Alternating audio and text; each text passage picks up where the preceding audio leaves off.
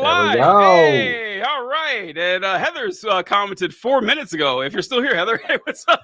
Thank you, Heather. Wait, it's not, no, she's celebrating. She's not waving. She's celebrating. She's celebrating. So, yeah, folks, we had some technical difficulties getting on the show this evening, but we finally triumphed. We've overcome our obstacles. You know, we are strong, powerful people, and no one's going to stop us, right, John? Yeah, of course. You know, except for StreamYards, if they choose at any moment, you can just not let us stream. Apparently. Yeah, we're gonna get right into it. Oh man, just us today, TJ. Our guest for our viewers, our guest had an emergency court appointment because she is a lawyer who does pro bono work, and she's helping some of the college protesters out who've been arrested. So she was supposed to be here today, couldn't join us. We'll have her on in the future. Yeah. So you mentioned pro bono work, and so pro bono work, for those of you who don't know, it means free. It means your lawyer is just going to be there, and they'll be. So when I first got my job as the program manager for the Housing Stability Program, Rental Assistance in Indiana, I had this speech I had to give to the. It was a judicial conference or something. And it was like a meeting with all these judges, and I had to brief them about the eviction diversion program and our rental assistance program and everything. And there was Indiana Legal Services was also there. And they kept talking about how they had lawyers on staff that would provide pro bono and low bono work for people. And I was like, I've never heard low bono before, but I'm guessing that means it's cheap. And I said free. And they kept using it. And then I kind of figured, okay, it definitely does mean, you know, low cost. And then it was like the second day of the conference. And one of the lawyers stood up and was like, you know, I just might be old, but I don't like the phrase low bono. Like, it doesn't make sense in Latin. I was like, oh, thank God. I was like, I felt like an idiot. It was just like a common term they kind of conjured up out of nowhere that people use for cheap because it's clever or whatever. But yeah, it made me feel a little less dumb. I was like, oh, weird. I thought that it sounds like a law porn. Like it does. It's like low bono. Man. The things about porn, two things about porn. The bench now. Say what? Approach the bench now. Approach the bench now. All rise. You know, but I do love how goddamn clever porn names are. I love that people put a lot of work into really clever porn names. I can't think of any right now, but I know I've heard somebody who's like, oh, that's really funny. And I also like how porn is one of the few areas where it's apparently perfectly acceptable to be just openly racist. It's just like they do it all the time. They're probably better with it now than they were in the past, just like everybody else. But it's like, this is Yellowtail. I was like, okay, what the fuck? Like, what is going on here? Gonna slip her the mushu pork. Like, okay, what? Stop. Racism, if it's a kink, it's okay. Yeah. I gotta tell you, I remember several times over the years, I have gotten like messages and stuff from dudes. It's like, hey man, me and the missus are looking to spice things up. I was like, no, I'm not going to satisfy your black guy fetish by, you know, nailing your what? No, what the fuck is wrong with you? And fortunately, it's never been people I knew. It's always been like strangers, like on the internet and everything. But which honestly made it weirder to me. It's like, why are you asking a stranger to do this? Well, you don't know. Is this like your normal life like accounts, or is this your public accounts? No, all my accounts are public. I don't have any. No, but what I mean is like, is this like something that's happening to you like on your just like normal, like before you were an influencer or whatever you were? It did. It happened on Twitter first. Is the first time it happened years ago, and a couple of times in like real. I've never done it. Then again, if I did, I wouldn't admit it. So, but I never did it. So you know, I never did that. I don't know. It's like I'm a bit of a prude when it comes to something like that. I just you know, and another erection in the room, I'm not down with it. I'm sorry. I can't do it, folks. We have found something me and TJ disagree on. Just as John's like, hey, I'm all right. I can folks. John's a trooper. Well, look, it's once again, it's another generational divide. I grew up in a simpler time. I grew up in a much simpler Back time. in my day. Like, I know, right? We kept it to one dick per room. This is great. Oh man, leftist lawyer missed out on some great conversations here. Yesterday it was Julius Caesar, and today it was like random threesomes that you got invitations and stuff like that. Yeah, it's pretty funny. Oh God. All right, so speaking of random sexualized comments on Harrison Buckner. TJ, I know you really want to talk about him. Yes. I'm sure I did not mean to steal your intro, but let's introduce the audience, TJ, to this story. All right, so you guys had to have seen this clip these clips by now of the Kansas City Chiefs kicker, whose name I didn't know, but it's Harrison Butker, Butker. Now, the first time I saw it, I assumed it was a typo, because Butker is a word I've never seen before, but Butler is a word I've seen a million times, and the K is right next to the L. So I was like, okay, it's Butker, Butker. I can't even think of like what nationality that name comes from. I couldn't possibly tell you. And he was giving a commencement speech at Benedictine College, I think it was named, and he went on talking about how his score is like, I want to take a second to address the women in the audience, the graduates, the graduating women of the school. Is like, you guys have been sold a pernicious lie, a lie that one of these days you should be chasing after that promotion, chasing after that vice presidency and making a lot of money. But really what you need to be looking for is a way that you can have children and get married. And then it got even worse. Like, you thought it would be like, these women just paid thousands of dollars, and you're talking down to them like, I don't know why you went through all this. I don't know why you're here. Because, like, I can understand if he was giving, a sermon at a mass and he said that, maybe. But, like, you're literally talking to women who just paid thousands of dollars to kickstart their career. Like, he's the last group of women you should be saying that to. Yeah, and then... Rachel Hyatt said, who are you talking about? Seinfeld? Laugh out loud. And we might be. I'm not surprised that you would have thought that. But no, it's Harrison Butker, the kicker. Well, Seinfeld wouldn't be talking to a college. He would be talking to a high school, because he's into high school girls. So for those of you who don't know, Jerry Seinfeld, when he was like 35, was dating a 17-year-old who was still in.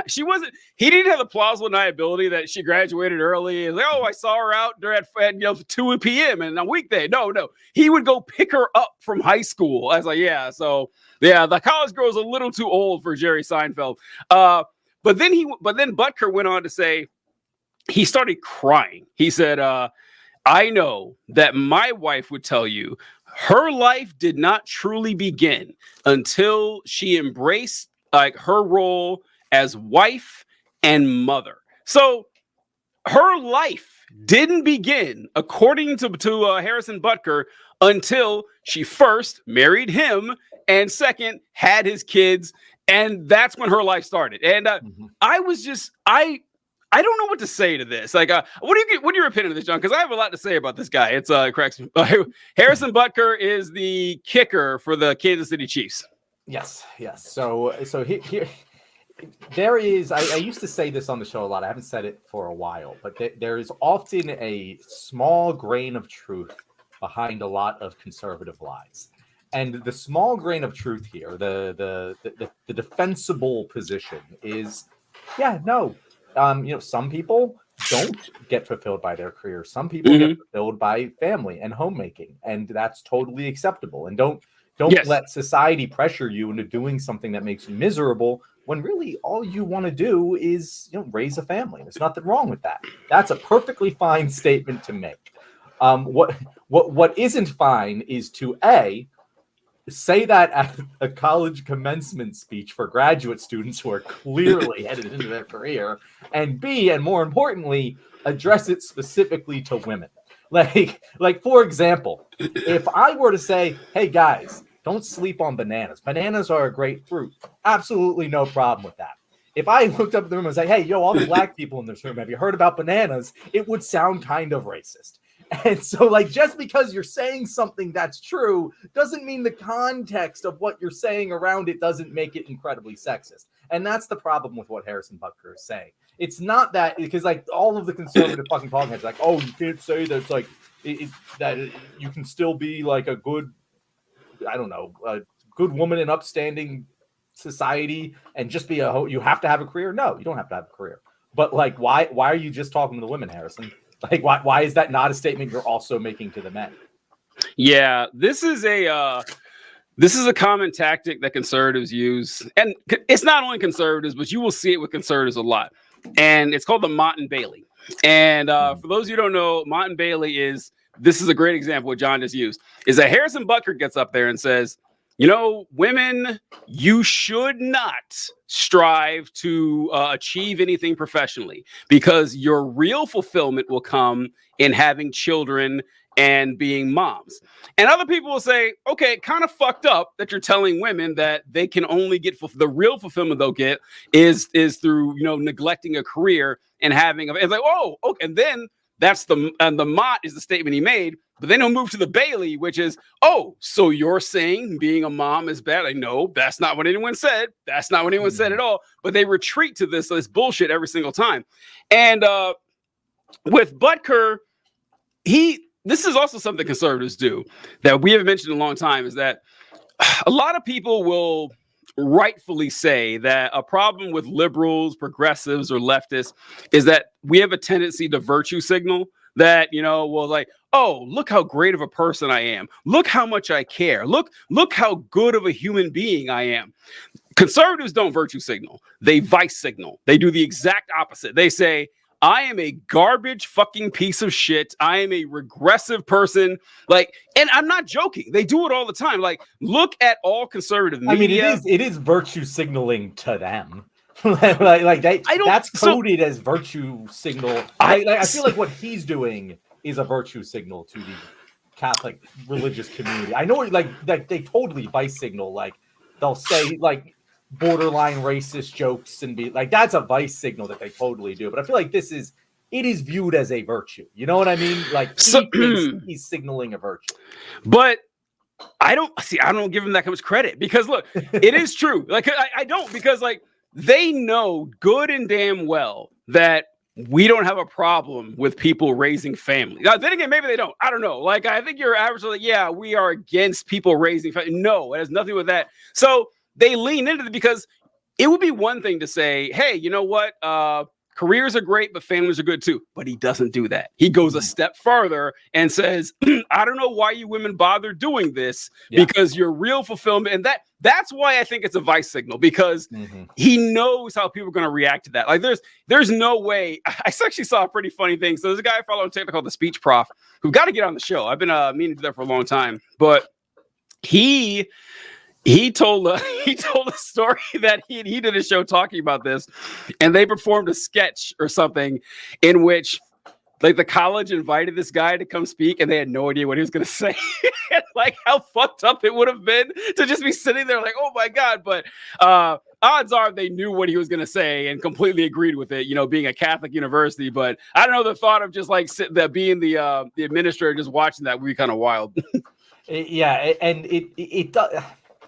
So what you mentioned there about like what he could have said, I think it's very much hitting the nail on the head. We're like, the message that he's sending, if he was truly sending it in good faith, there are ways to send that message. The defensible position. You can say that in a very positive way that doesn't offend anyone. You know, you can say, hey guys, I know you're going to be focused on your careers. You just got your grad degree, but don't forget to keep your family first. You know, make sure that everything's right in the home before you go off to the office, because that's what truly matters in life. No one would have been upset about that. But you're right. It wouldn't have got the vice signaling in. Nope. It wouldn't have owned the libs. You know, and that's the real reason he said it this way. You know, because there's no other reason to specifically target women with this. Nope. To specifically be like, oh well, this is more important. Like, can you, like, just genuinely, like, any of these people who defend it, like, can you imagine someone saying that exact same sentence about men? Like I cannot imagine getting up and being like, hey, men, don't forget, you're supposed to be homemakers first. You're supposed to raise your family first. Make sure you're there for your kids. And it's funny because like he even like in another part of the speech, he talks about how like, oh, America, we're we have more single family, more abandoned fathers. I forget what the actual like terminology he used was, but like a higher rate of fathers abandoning their families than any other country. And I don't even know if that was true, but like, yeah, you're right. It is a problem, but it's kind of weird how like you're talking about how the fathers are abandoning their families for careers, but for some reason you're talking your message particularly to women about how they need to focus on their families. These two things seem like they're not aligned. It seems like you're just dog whistling with all of that. Yes. Because they don't make sense together. Yeah. No one would ever ask a man to choose between a family and a career. They never ask that. It doesn't happen at all. And he had some hits in this speech, man. Like the entire thing was just like everything you hear on right-wing conservative media. He was shitting on DEI. Like he was talking about how DEI was bad. One thing I'm actually kind of mad. I'm not a creator who gets on social media and complains that, well, TikTok is censoring my videos and they're shadow ban. You'll never hear me complain about this. I know people do, but I don't get whatever it happens. By the way, in case anyone was wondering, TikTok's totally shadow banning me right now, and I'm pissed. Hey, right. Anyway, go ahead. so please support my content. But I made a video right before we hopped on about Madison Butker. I don't know why I call him Madison. Harrison Butker. But he's all the president's names, they kind of run together to me. But there's another part of the speech where he said that we need to focus on truth because we're living in a post-truth world or something like that. He says, because just a few weeks ago, Congress has made it illegal for us to even say who killed Jesus. And then he moved on. I was like, no. Who killed Jesus, Butker? Who? What are you trying to say here? Like, are you trying to say that Pontius Pilate killed Jesus or that the Roman soldiers killed Jesus or the individual members of the Sanhedrin? No. You want to say they killed Jesus. And we all know they means Jewish people. We all know that the people who killed Jesus are the hairy people with the big noses. Exactly. That's what he wants to say. Italians. Exactly. Yeah, Italians. That's what he wants to say.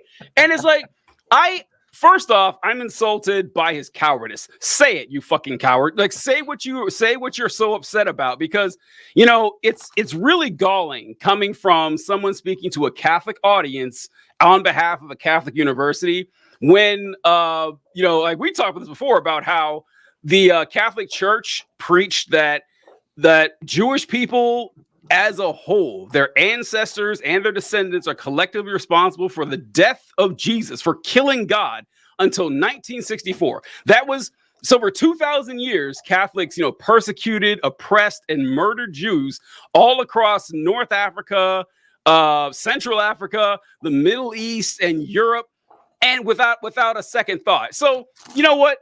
No, you don't get to sit here and complain that, we can't even practice old school anti-Semitism anymore. That's how I know this guy has like no noble intentions here. And you know what? This didn't surprise me either. He didn't even grow up this way. He converted to Catholicism like 5 years ago or something like that. Which is an insane thing to do. Be a grown-ass man and convert to a pedophile organization? Like that's an insane thing to do, especially if you're famous.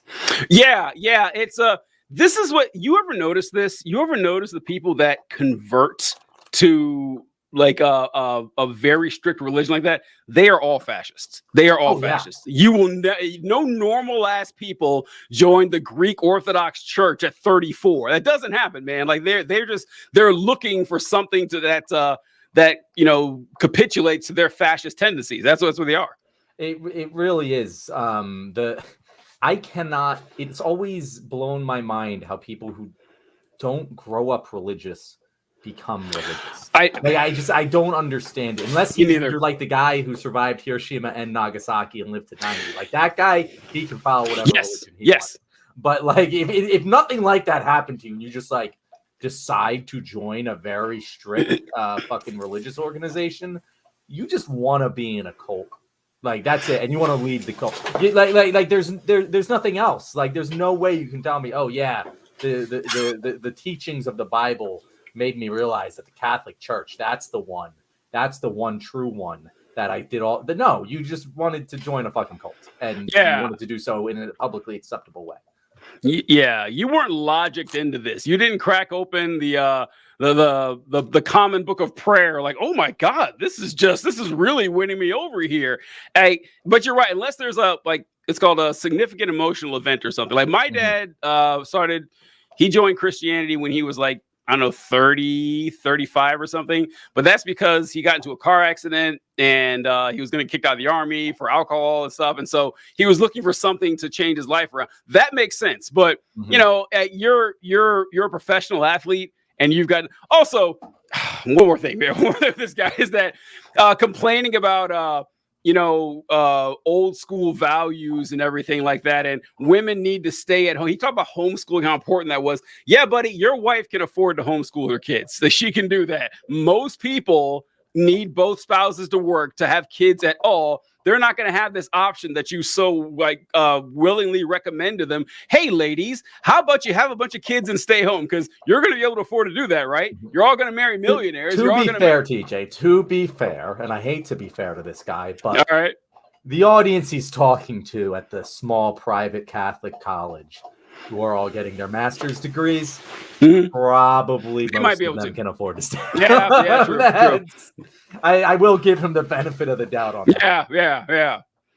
Narrator, thank you. Narrator, thank you very much. Narrator, coming through. We were talking about you earlier, Narrator. We were. You're one of our favorites, and it's totally not because you give us money.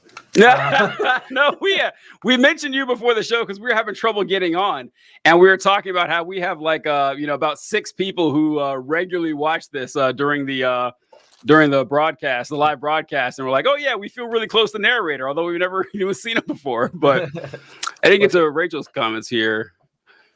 Considers about post-truth while saying Jesus, yeah. Which just isn't it's not like an accurate thing. Like a Jewish person was the judge at here. Or are we just gonna blame every entire religion on everyone who's ever killed anyone? Like that's kind of insane. Here's why they do it, because in the Bible, whenever Jesus is turned over to the Sanhedrin, like the Jewish, council, whatever, and they say, okay, we're accusing Jesus of blasphemy for claiming to be the Son of God when he's clearly a man. Look at him. And they ask him, are you the Son of God? He says, I am. And the ground shakes and everything like that. And so I go, which would scare me off. I got to tell you, I'm like, okay, all right. That's okay. I'm taking your word. I'm not gonna execute this guy. Yeah. I want to stay on pretty good terms with your dad when I die. So I'm going to let you off the hook. Just in case. Right. And so they arrest him and they take him to the Romans. And so Pontius Pilate, who's the governor over the area there, is looking over this and he says, okay, so what's this guy charged with? And they're like, well, he's claiming to be a king and there's no king but Caesar. And so Pilate does a trial and interview, was like, all right, this guy just seems like a regular preacher. He doesn't seem any different than any of you folks. And he's like, I can't find a crime that this guy committed. And so Pilate doesn't want to send Jesus to execution. So he's like, this is ridiculous. And he said, I've got an idea. So there's a murderer. Say what? Barabbas. There's a murderer and a thief named Barabbas. And Pilate says, okay, so some holiday is coming up or whatever. He's like, okay, so every holiday we release a prisoner. Do you want me to release Jesus, this kindly young preacher here who's never hurt anybody, or this thief and a murderer? And then the crowd of people start chanting, give us Barabbas, give us Barabbas. And Pilate's like, are you shitting me? You want Barabbas? And they're like, yeah, we want Barabbas. So Pilate washes his hands of the situation and he says, okay, his blood is not on my hands. It is on yours. And then in Matthew and in the Gospel of Matthew and John, the crowd says, let his blood be on our heads and upon the heads of our children. So that was the justification the Catholic Church used. Like, whoa, look at that. This crowd of Jewish people said, let the blood of Jesus be on their heads and on the children's head. So we're going to apply that in All perpetuity Jewish people. for all time. It's a fucking insane like dogma, and that's what they just went with. And I was like, once again, like you put something behind a religion, and you can get people to believe pretty much anything. Which, to be fair, like if you're like an Irish Catholic, you just assume each of them had like 12 to 26 children, and so you would think that they might have populated most of the earth. But the Jewish culture ain't like that, man. They don't have 18 children. Like, yeah. It's very much a Catholic thing. Oh, we talk about this all the time. Well, this isn't Rachel. This is Rachel's son, if I remember correctly. Yes. I don't know what your name is. We'll just call you Mr. Hyatt. Mr. Hyatt, yeah. Conservative economic policies cause the intertraditional family even most. It's true. Yeah, it's absolutely true. That is such a good point, because like if I always say this, the traditional family values conservative and the freedom-loving conservative, it doesn't make sense that they're the same ideological movement, because if you're freedom loving, you really should be way far left on social issues. Like like there's no way that you can go, I'm a freedom loving American, and go, yeah, but women, their place is in the home. Like, what the fuck are you talking about? Those two things don't make any sense together. They don't. And I like to throw this back in conservatives too, that they say, well, we need to go back to the good old days, and what they mean is the 50s and 60s. Yeah. Listen, there were a lot of things that were better in the 50s and 60s economically, for white people. But so we want to go back to that. We want to go back to the high tax rates on the wealthy that funded things like, Social Security and the GI Bill. We want, high union memberships to get wages up. We want people to be able to afford to support a family of 4 people on a high school education. That would be great. But conservatives fight against everything that could possibly make that happen, and say, yeah, just work more. You all need to work more. You need to work. Your spouse needs to work. And as we've seen what they're doing in state legislators all around the country, your kids need to work too. We need to loosen child labor laws. That's what they're going for. It's nonsense. Jesus is God. God chose to sacrifice only begotten son. Jesus was Jewish. Check. Jesus. Okay. And considering he killed himself, and we know the Catholic Church views that as a mortal sin, he's going to hell. Freedom. I didn't see that. I got to read these before I post them. I should do that just in case. Freedom for them is freedom from other ideas and cultures. It's also freedom. See, I confuse the two terms. There's like positive freedom and negative freedom. Yeah. I forget which ones they mean, but there's some freedoms that actually hurt people. Like you can't burn leaded gasoline. Like you can't have the freedom to do that because it's going to damage society. And conservatives aren't big on freedoms like that, on regulating that type of freedom. Like, yeah, so what? It's not hurting me. Let me dump chemicals in the water. It's nonsense. Yeah. But Good stuff. Relate this back to Harrison Butker and wrap this up with a nice little bow. The Chiefs are going to lose in the Super Bowl to the Philadelphia Eagles this year. So, sorry, Harrison.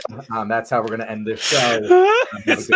That's a completely unbiased opinion from John Cooper right there. It has nothing to do with where he lives or anything like that.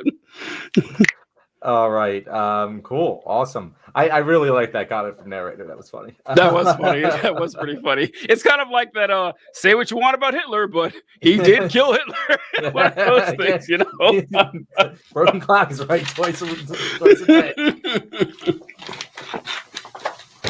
All right. What is our next topic here, TJ? We got 3 Biden-related stories. We got Biden's EV tariffs. We've got the poll denial. I feel EV tariffs, poll denial. So, all right. So I was kind of sandbagging here with the EV tariffs thing because I was reading about it. I didn't hear about it until yesterday. And I didn't read about it until like an hour ago. And I kind of just perused it. I was like, okay, well, maybe John and the guest can carry this one. But now it's just me and you. Like, oh, fuck.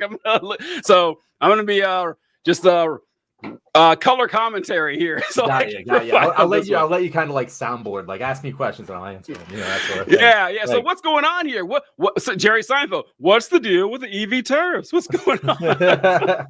So if anyone is like a slight economic nerd like me, you probably hate tariffs because tariffs are one of the dumbest thing that governments do. tariffs, what a lot of people think tariffs are, is just raising taxes on companies in other countries, but that's not really the case. Tariffs just get passed on to the consumer. And that's why pretty much every economist who's ever lived will tell you, hey, yeah, we shouldn't have tariffs. We should have free trade.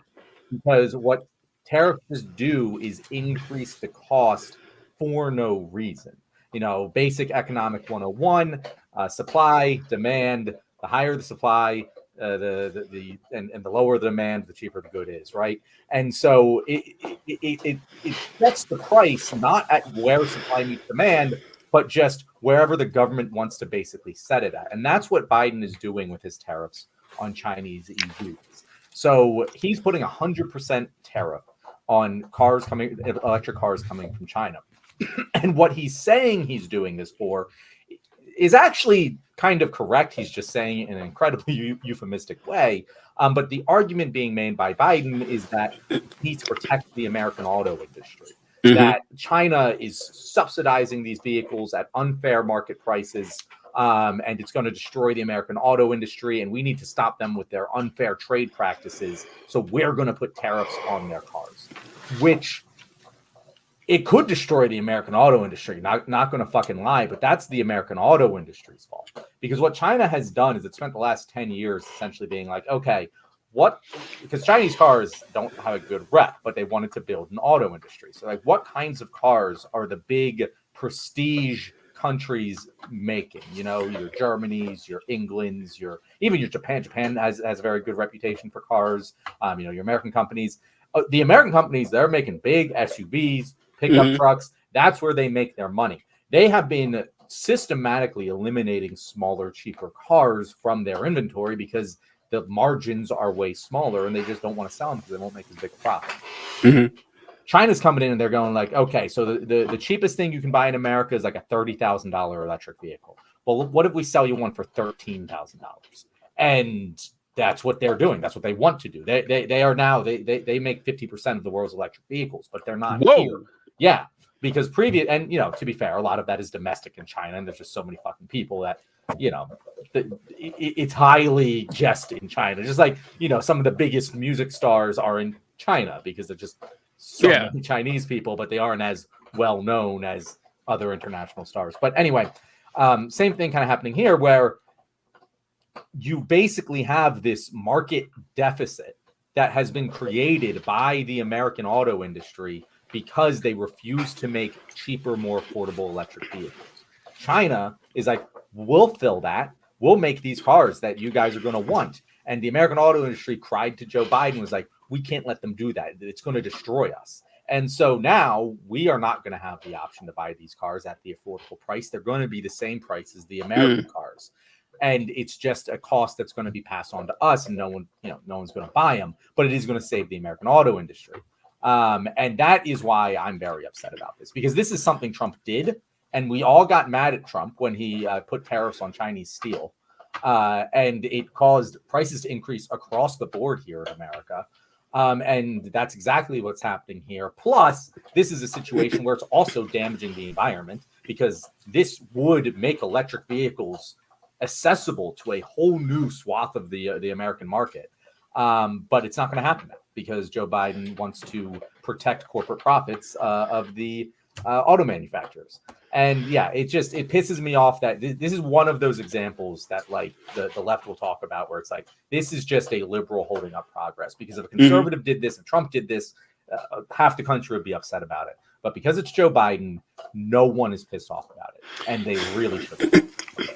Yeah, I hadn't even heard of it until you brought it up yesterday.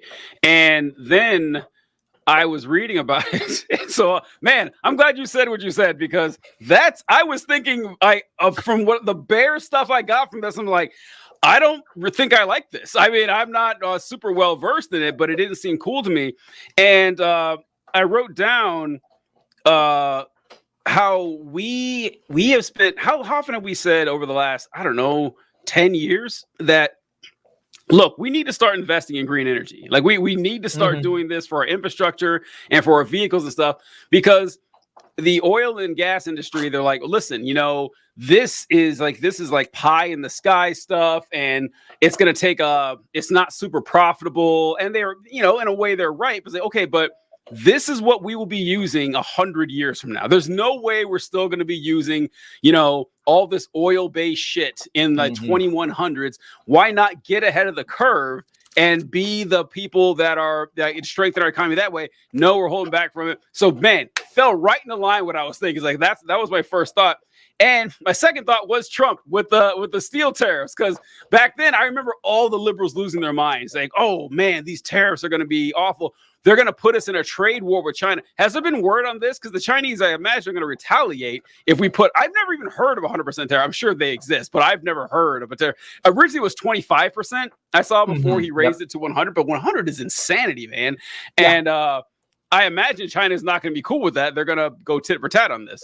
Yeah, they are. I mean, they did it when Trump put the tariffs on steel. Like it just hurts because it causes a trade war. It hurts everybody, and all of these costs just get passed to the consumers in both countries, and it hurts everyone. No one benefits from this. Or actually, I disagree. I was wrong. It does benefit people. It benefits the owners of American auto companies. That's the only people it benefits. Because here's the thing. Who's in there? Narrators that tariffs are inherently bad.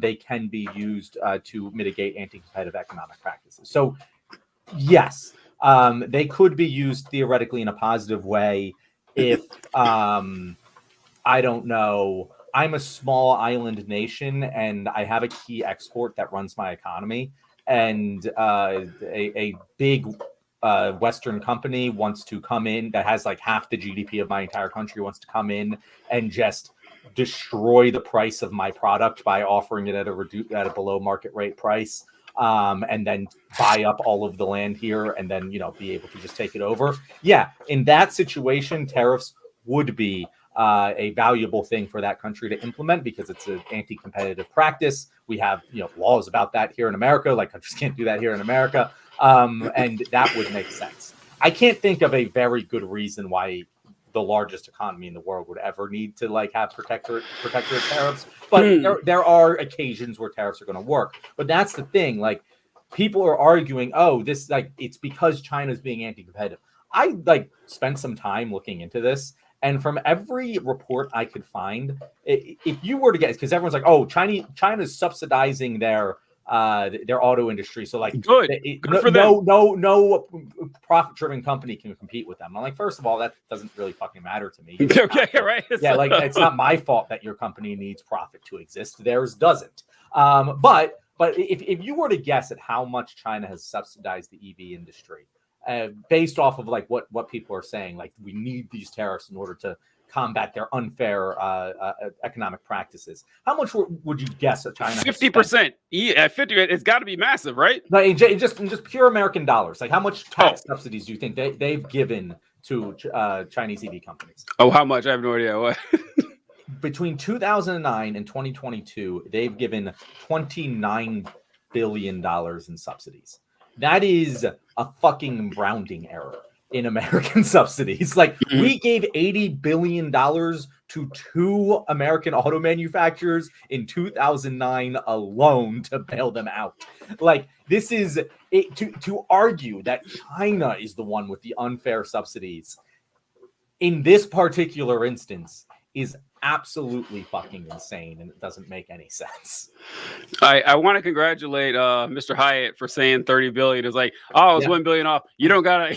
you were right. Okay, 29 billion. You know, he went over. It's he didn't get it. The price is wrong. The price is right rules. You lose. Yeah, that is insane.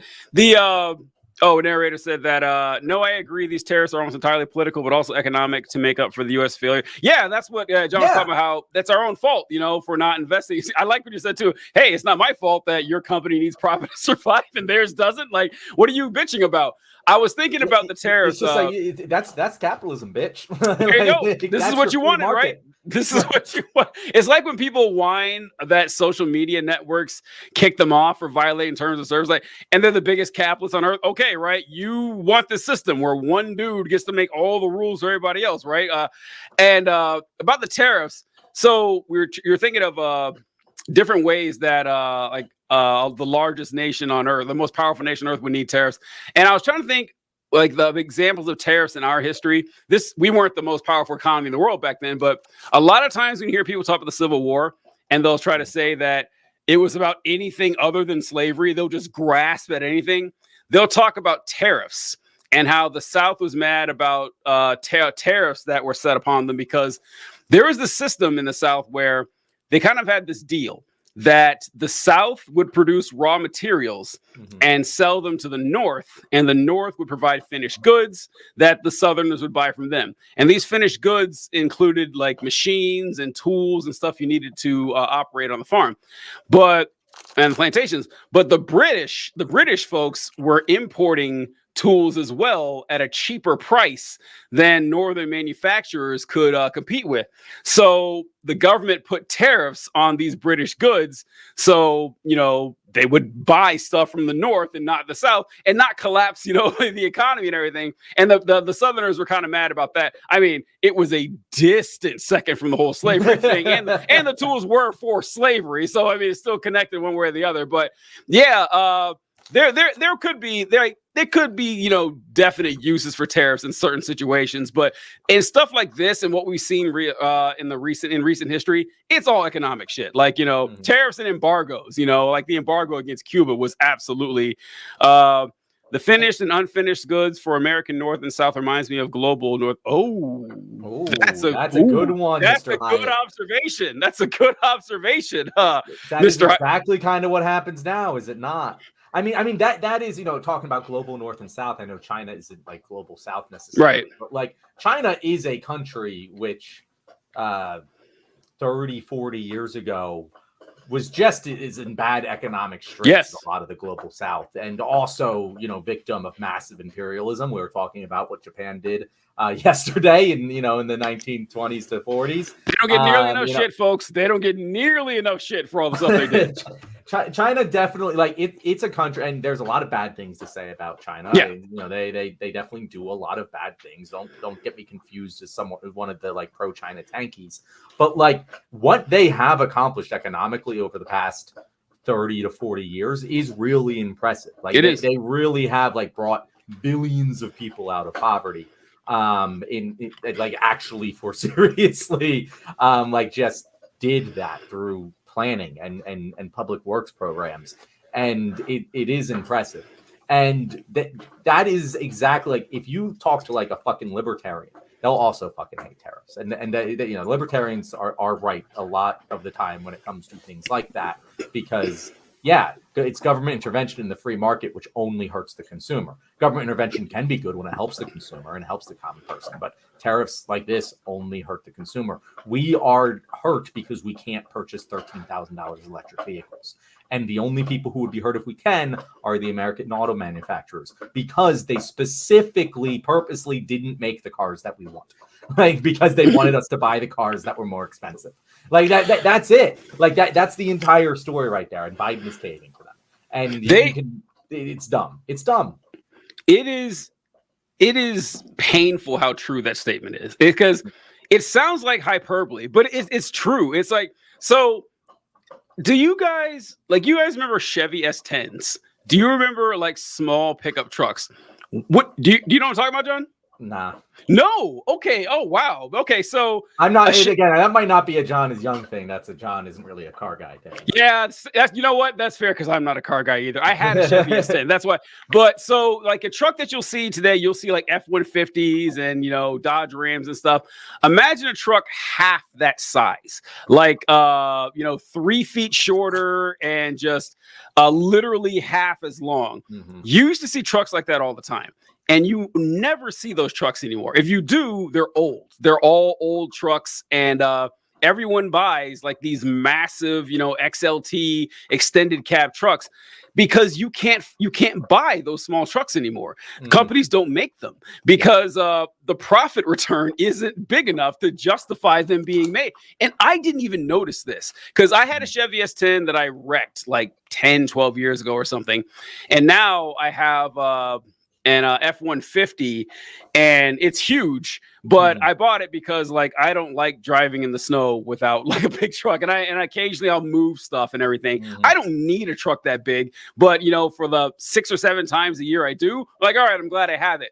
And I never even noticed that you couldn't even find small trucks anymore. They just don't make them because, you know, like they don't care what the consumer needs because your average person doesn't need like a And it's always funny too that I do hate having a truck like that because I get lumped in with like, you know, the small business owner who thinks that he's working class with his $80,000 truck. Fuck you. You know, I hear you're this regular guy and shit. I hate the class of people that's involved in it, but that's a good point that, you know, companies don't make what consumers need. They make what makes them money.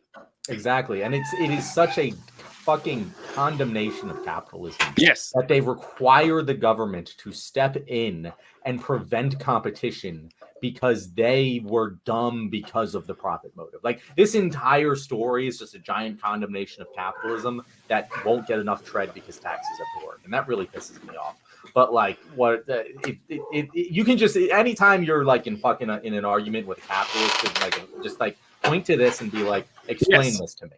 Explain this to me and how capitalism is somehow the better, stronger economic system if they require the government to reduce competition in order to survive. Like, come on. I agree. I like to point too that when restaurants or grocery stores throw their food away in dumpsters behind them, and like someone and a poor person goes through the cops will come arrest you for taking food out of the dumpster. Please justify that to me, please. Yeah. They just fucking destroy food sometimes too, just so like people can't get it. It's so dumb. Yeah. All right, that's good.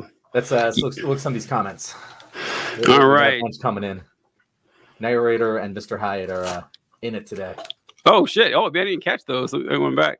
Okay, was good. Okay, China was a feudal nation like I was gonna make the Russia comparison. That after Stalin. Now, listen, it gets real tricky when you start saying she'll say, "Oh, so you think Stalin was great?" No, I'm not saying Stalin was great or whatever.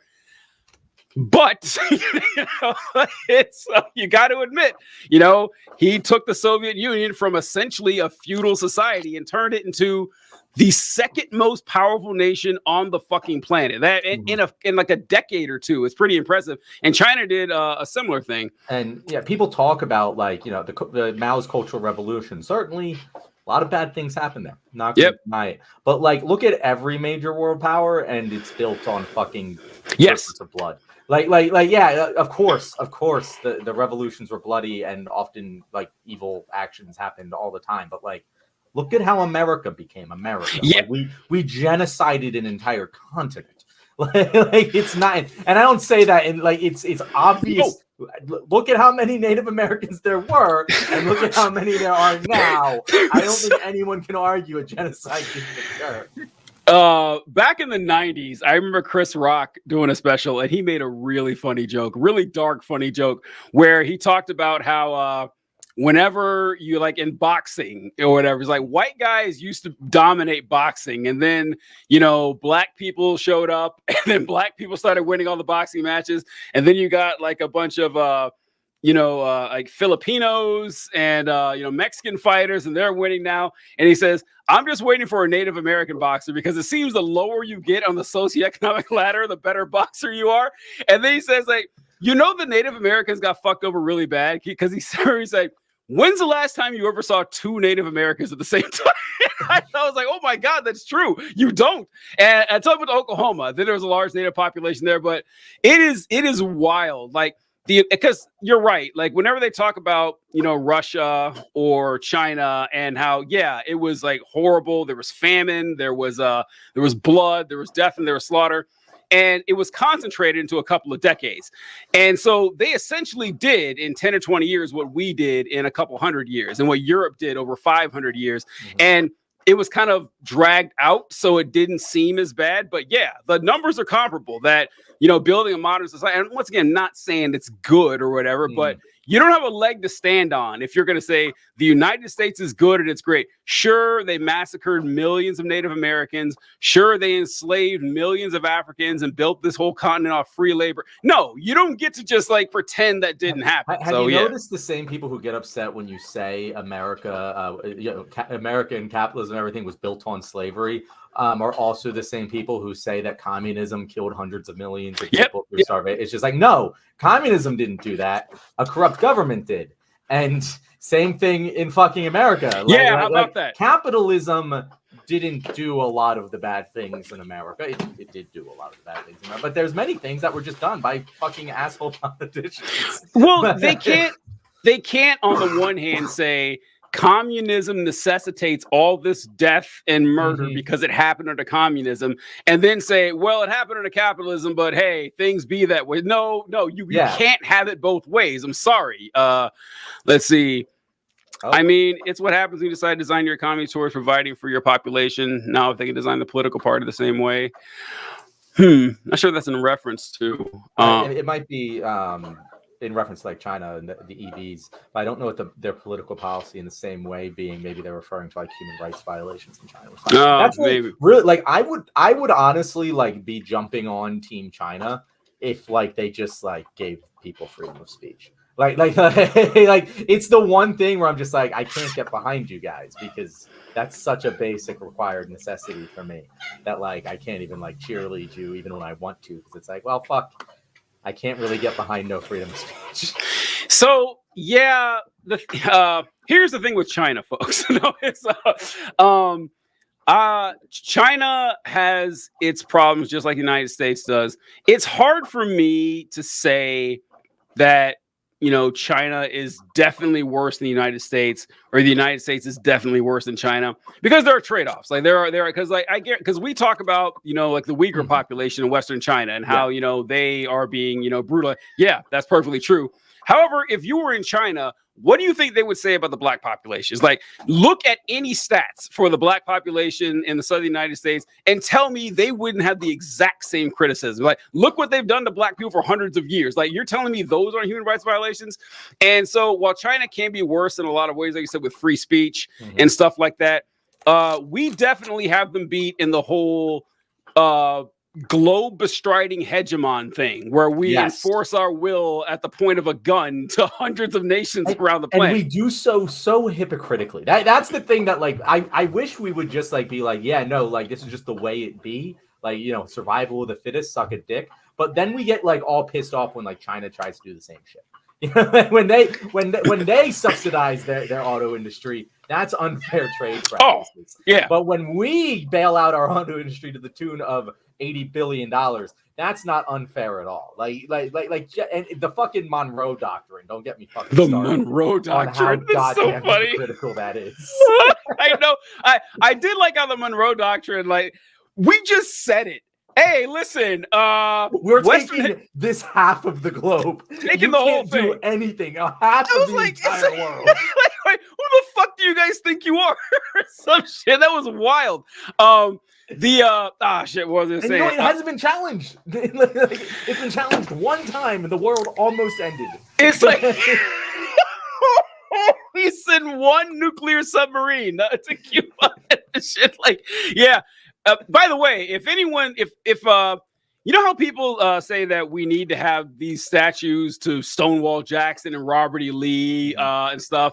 There, by the way, there's a school in Virginia that brought back the names of Confederate. They're like, we tried not being racist, guys. It didn't work out. We're going back. Turns out it ain't for us. Turns out like this is just how we are, man. But if anyone from like an opposing military deserves a statue here, it's that Russian guy who refused to fire the nukes. And that guy deserves a statue in every town in every state, at least in this country. He saved the world. Like he saved the planet by not firing that weapon. Oh man, I'm getting behind on the comments here.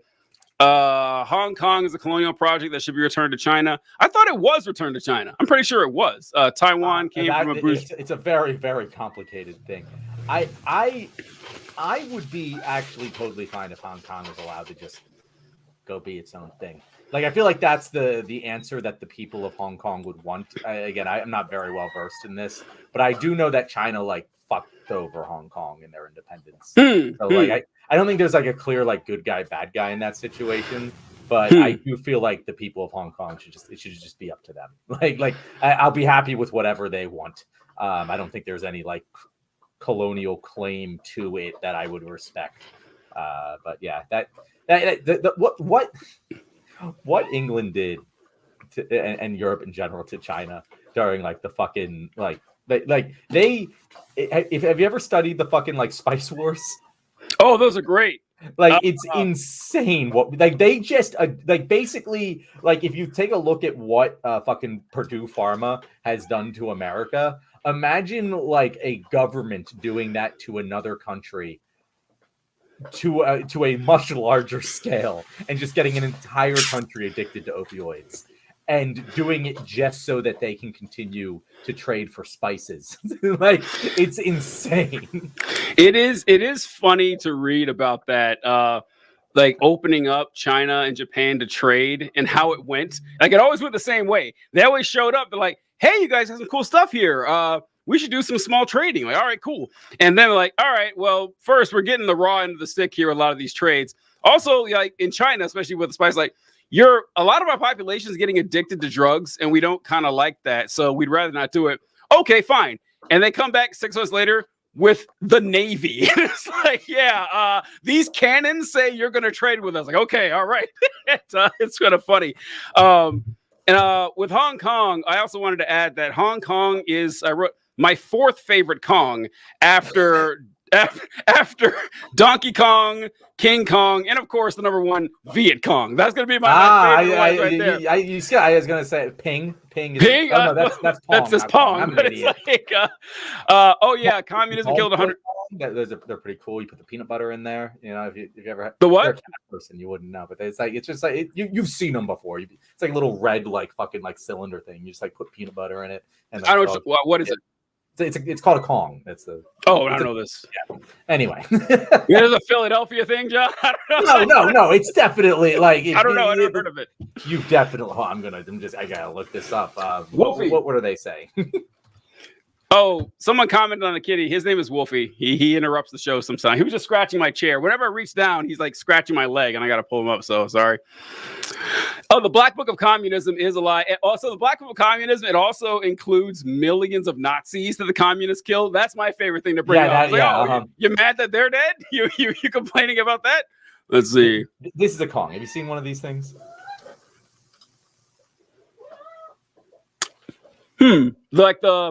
Like the round ones that are concentric. Oh, huh. I guess I have, but I don't know what it is. Interesting. What is it?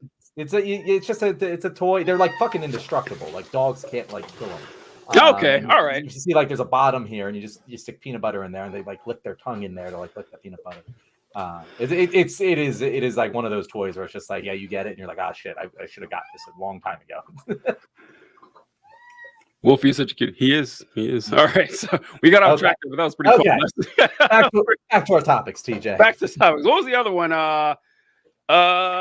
Debates. Well, that was the 4th one, I think. Debates will be 4th. We'll do the Biden poll tonight. Oh, polls. Good. Damn. So actually, I don't think I even did. You email me like something about that, or just one because I saw article. So yeah, I realized that I think did I not send it to you? I sent it to the guest, but like it wasn't even the right link, so it doesn't matter. Oh. But I'll intro it. Okay, so all right, guys. If you remember back in 2020, TJ, back in 2020, remind me when Donald Trump was behind in the polls. What did he keep saying? The polls were rigged. I don't remember what was he saying. Polls were rigged. You know, and I remember like everyone in the normal mainstream media, they were like, "Oh well, Trump, he's clearly in denial. He's like clearly like this is a stupid person, right?" That's exactly what Biden is doing. Biden is behind in the polls to a level, if you've been following the show, you know that we're pretty confident Biden is going to win in November. And I'm still pretty confident, but I'm starting to get shaky. The longer the polls remain the way they are, the scarier it gets for Joe Biden and, America in general, because Joe Biden is losing in most polls in every battleground state. There are very few polls that show him winning this election right now. And, grain of salt. Polls in May aren't necessarily indicative of what's going to happen in November. But the fact that Biden is just straight up denying, like Biden isn't going, "Hey guys, we got a lot of work to do." He's going, "The polls are wrong." He's straight up saying exactly what Trump did in 2020. and just saying, yeah, the polls are wrong, don't worry about it. They're completely incorrect. They were wrong in 2020. They had Biden winning by more than he did. And so like, yeah, the polls, it's not a perfect science, but it's clearly more likely than not that the person who's ahead in the polls is going to win. And to just deny it is really, and I feel like, an indictment on Joe Biden, an indictment on his campaign, an indictment on the Democratic Party, and also a confirmation of we were right the whole fucking time. Like we have been saying since way back to last summer that, hey guys, polling is showing that Biden isn't very favorable. Maybe we should select another candidate. His approval numbers, like no president has ever won with these approval numbers. Maybe we should get another guy. And we were told by Biden's camp, the liberal centrists, oh, don't worry about it, it's all going to be okay. And they're still saying the same thing, and the polls are also still saying the same thing. TJ, what are you more concerned by? The fact that the polls are saying what they do right now, or the fact that Biden is just denying them? I'm more concerned about Biden's denial of it, because the poll. So I saw a poll. Let me see if I can pull this up here. Actually, I didn't know this is the one you were referencing, but it kind of seemed to indicate what you were talking about. But the poll that I saw talked about how Trump was winning in every swing state that they had covered, and it said something like Trump was winning by double digits in Nevada or something. Is that the one you saw? Do you remember? I saw a couple. I was more like looking at aggregates than specific polls. Oh, okay, yeah. And so the one that I saw, it talked about Trump being up in 14 points in Nevada. He was up, 7 points in Wisconsin. Oddly enough, the only swing state Biden was winning in was Michigan, which is one I wouldn't have guessed. It turns out it's too small to read anyway. But this talks about, it's that one that Trump is leading in 5 out of 6 swing states. You guys gotta take my word. That's what it says. Wisconsin was the lone place. Oh, sorry, it was Wisconsin, not Michigan. And it mentions in here that in this poll, Biden is winning the black votes 63-23. Now, I am sorry. Good. That sounds good if you don't know the historical context. Right. And so there is no fucking chance in hell that Biden is only going to get 63% of the black. It had Donald Trump winning 25% of the black. It was like, no, I'm sorry, that's not going to happen. And I see this a lot with these people because all right, I know it might be an outlier and everything, but a state isn't going to swing by 14 points. That's never going to happen. And a voting demographic is not going to swing by 20 points. And that's what a lot of these things are showing here. And something I mention all the time, how the polls lately, because I used to do this too. I used to make fun of people who ignored the polls until they started being consistently wrong. And I had no choice but to do it. And I mentioned 2022 and 2023 that Democrats underperformed in the polls, or I could say Republicans overperformed. I don't know why I keep saying the Democrats underperformed, and I bring this up because I didn't know this until today. But if you look at the polls for Trump's primaries, Trump has been overperforming in the polls in his own primaries between 7 and 8 points in every single primary. Now, once again, that doesn't mean it's necessarily going to translate to the same way in the general election, but it does kind of go with what I've been saying, that Trump people love they love getting in on these polls and actually voting when, your average person, like Biden doesn't have this strong, dedicated fan base. It doesn't really exist, but Trump absolutely does. And they'll like to go. Now, this doesn't mean that Biden shouldn't be, because he should be. He should be doing I can't believe how tepid he is about a lot of this shit. I really can't. It's embarrassing. It should be embarrassing to everyone in the DNC that this is this close. It was incredibly embarrassing when Hillary lost. I do not know how Hillary ever showed her face in public. If I was Hillary Clinton, I would never, ever, ever get in front of a camera for the rest of my life. I'd go and retire in the hills of Italy or something and just never talk to an American ever again. And the fact that she's re-entered the fucking political sphere is insane to me. But it's embarrassing that you're running against someone who has fucking 30 felony charges against him actively in courts every other day. Like, it's an embarrassment that you're losing to this guy in the polls. It should be an annihilation. It's like the professional football team played my high school team and we're going into the third quarter and the game is tied. It's like, yeah, that's an embarrassment. It doesn't matter if you end up winning. It's embarrassing that it's even this close. It is. It is fucking wild that she actually lost to Trump, though. Like, it really is. It's I gotta tell you, I was surprised. I gotta tell you, like, I was stunned. I couldn't believe that. I think, like, it's easy to shit on her, and, like, you know, look, it's her ticket. She takes full responsibility. You know, that's how this works. But in a way, I kind of get it, because here's what I thought. I was like, look, I know Hillary Clinton's not super popular, but there's no way that there will be enough people who will get out of bed and, you know, go to the polls on a Tuesday afternoon and vote for Donald Trump. No, it's going to be a slaughter. And no, people did it. Like, people did it. Like, I was kind of caught off guard by that. I guess she was too. Of course, I could afford to be caught off guard. I wasn't running for office. And it's also funny that they did the Pied Piper thing. And, like, that's who she wanted to run against. Like, they were actually pushing him because they thought he was the weakest candidate. So, yeah, man, like, it is wild shit. I would be embarrassed too. But, yeah, you would think Biden would do more stuff to, like, just, like, be it. It's like when Apollo picked out Rocky for a quick win and ended up going the distance, except she lost. Except Apollo actually won. That's a good point. Yeah, Apollo actually won. Yeah.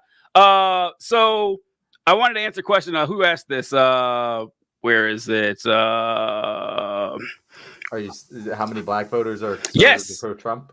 So in 2020, Donald Trump got 12% of the black vote, which was an improvement, because I think he got 8% in 2016. And because Republicans like to bring this up, like, well, look at this, like, he's getting more black votes. Like, improvement off of Romney, who probably got like 8. Yeah, it's like, well, yeah. So you're telling, like saying that, listen, I was rejected by 92% of the black vote, but now I was only rejected by 88%. That's not a flex, folks. That's not. I'm sorry. That is marginal improvement. And you're running against the guy who literally sided with segregationists to oppose busing, and you still lost. Right? Yeah, that should have. Let's see. Biden is terrible, but Trump is even worse. Unfortunately, at least Biden doesn't pander to neo-fascists in the U.S. You had me in the first half. I was agreeing in the first half. However, Biden definitely panders to neo-fascists. Yeah, border policy in different ways. Yeah, Trump is like a dumber version of it. Biden is chasing those mythical never. Oh my God. I hope I won't join hands a bit. So listen. I was godding the never Trumper thing. Have you noticed this, man? I don't see it quite as much as I did years ago, but where liberals have this deep desire to appeal to the never Trump Republicans. And Biden does this too, because Biden, one of my biggest complaints with him is whenever he says that, you know, we need to put a stop to the extreme MAGA folks or the ultra MAGA Republicans. Like, no, man, they're just Republicans now. Like, that's 95% of the Republican Party. Don't focus on the random Republican here or there who doesn't like Trump. He's not going to vote for you anyway. The problem is the Republican Party, not the MAGA Republicans. That's all of them now. Yeah, and this is why, like, we're just like, it's so embarrassing, because like it can't be that difficult, like, Joe. Like, just talk about abortion and fascism all the time.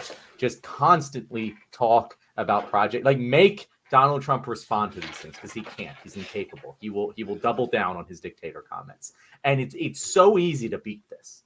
And it's going to be hard for him, because he's fucking 8. And what you said, no one gets out of bed to vote for Joe Biden. Like, no one's excited to go vote for Joe Biden. That's why he's behind the polls, because he's abandoned the youth vote. Just abandon it. Like genuinely, like, Democrats are often like, no, they don't really like us. And by us, I mean progressives in general, but especially the youth. But like, the young people are the people who go out there and canvass and volunteer, and like, they are the machinery, you know, of the Democratic Party. The Republicans have old people doing that. Yeah. Like, it's all old people doing that for the Republicans. It's the young people doing that for the Democrats, and they're not, because Joe Biden is fucking siding with the people arresting them right now. And it's a really bad campaign strategy. And I hate being right about this. I hope I'm just as right about the outcome in November as I have been about literally everything that's happened up to this moment. I'm on a fucking heater, TJ. Like, if we can go back and watch our fucking clip. Everything I've said that would come to fruition has come to fruition so far. And we're about to hit the summertime where I'm saying the polls are going to flip because of all the coverage of the fucking and the debates, which we're going to get to on our next episode. There's a lot of thoughts there, but I think that hopefully Joe Biden will be able to smash Donald Trump in them. But who knows? Who knows? Because he could have a heart attack during it, and we could all be saying hello to Fuhrer Trump in a couple months. So who knows? Who knows? Just keep living in denial like Joe Biden, guys. I think that there's not too much reason to be concerned, but I'm more concerned, like you said, by the fact that Biden doesn't seem concerned. True. I agree. Before I get to the comments, I wanted to bring up, have you ever watched Full Metal Alchemist? Yeah, I started watching it. I really hate the shonen anime trope of just like a whiny, complainy 12-year-old brat boy protagonist. And it really leaned into that, and it just annoyed me. I liked the general lore and story, but I could not. The protagonist was too annoying. Well, maybe it gets better. I don't know. I couldn't. No, I mean, look, every show is not for everybody. Yeah. I love the show. Okay, cool. But no, there's a character in there. And when you mention the Fuhrer, like one of the main bad guys is like the leader of the army, Fuhrer King Bradley. And I was just going to bring up the fact that a lot of people think that that's like King is a title, but it's his name. But anyway, it doesn't matter, right? It's an interesting fact. People that like Full Metal Alchemist and always like, oh, because you assume King is a title, but it's actually his name. Britain never said anything. Let's say Dems hate young voters, though they've probably one of the biggest supporters, or used to be, not much anymore because of Israel's genocide, which support is pandering to neo-fascists, to be honest. Yep. So with the youth votes and Israel and Palestine, this is true. The primary voting bloc, I'd imagine, and most people, most Democrats, leftists, progressives, they are all kind of on the same side when it comes to Israel Palestine thing. Most of them, like 70% or whatever. Yeah. And they'd say, look, this is a genocide. And it is hurting Biden. I'm not denying that. The issue is that if you look at what people say the most important thing is for them in upcoming election, foreign policy doesn't crack the top 5. It doesn't. It never does. To the point, it never does. And so the amount of people who will be voting solely or even primarily on Palestine is minuscule. I'm not saying it's good. I'm not saying it should be that way. It shouldn't. But it will have an effect on the election, but it's not going to be as big as a lot of people in our circles think, because we keep seeing people like us who this is a major issue. But when it comes to like your average American couldn't really tell you a whole lot about this. Even now, they really couldn't. They may lean one way or the other, but when it comes time for November, the people that go out and vote, it's not going to override most people's votes. Like that's just like good. I agree, TJ, but what I was saying earlier, like that's the people who are more important for getting those votes out. It is going to matter with them. I've said a million times, like I don't feel comfortable stumping for Biden. I'm someone with a following that, like, yeah, it's not big. It doesn't actually fucking matter. But like 100 of me certainly move the needle a little bit, you know. And there are thousands of me who aren't stumping for Joe Biden because of the Palestine thing. True, that's true. That's a good point. That's the problem. That's true. Is that there's just so much negativity coming from the people who otherwise would be cheerleading for him right now, just can't get it up because he's doing what he's doing in Palestine. And I don't know why he doesn't see it, because it's not like he's going to as you said, no one's going to vote on the foreign policy either way. So just do the right thing, bro. So I have thought about this. Like today I was thinking about this coming to the episode of like why Biden is like dragging his feet's the wrong word. Is like planting them into the ground, basically, you know? And I was starting to think is that it might be because of of AIPAC funding. I mean, obviously it is, but like Mhm. if he leans this way, the Democratic Party will follow him. I mean, he's the president. That's what's going to happen. And maybe they threaten is like, we're going to pull our money from every one of your candidates, and it's going to be a massive. I don't know.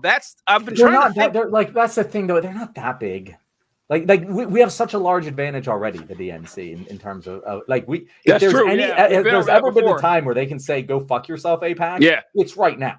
Yeah. You know, and like that's the issue, is that there's no like any sort of Palestinian equivalent that's going to No. like come in and like support that. But like still, are you telling me that like how many? What is the Jewish demographic voting Democrat? It's got to be something like it's like 75%. The Jewish population votes Democrat. It's second only to black people. Comes out people. against Israel, maybe it drops to 50. You know, but like they're not all gonna fucking jump ship. And there's not like it's a huge population anyway. Exactly. Small, and honestly, most of the population is like in New York. That he's gonna win anyway. You know, I was just trying to think of other ways. Like, man, there's got to be a better explanation of this, because, like, then again, I mean, like we said, Biden is a Zionist and he's very proud of it. So that's just that is something I will say, TJ. That like it does surprise me as like when like researching that stuff. I didn't realize how few Jewish people there were in the rest of the country, because like I grew up around Philadelphia. I went to college.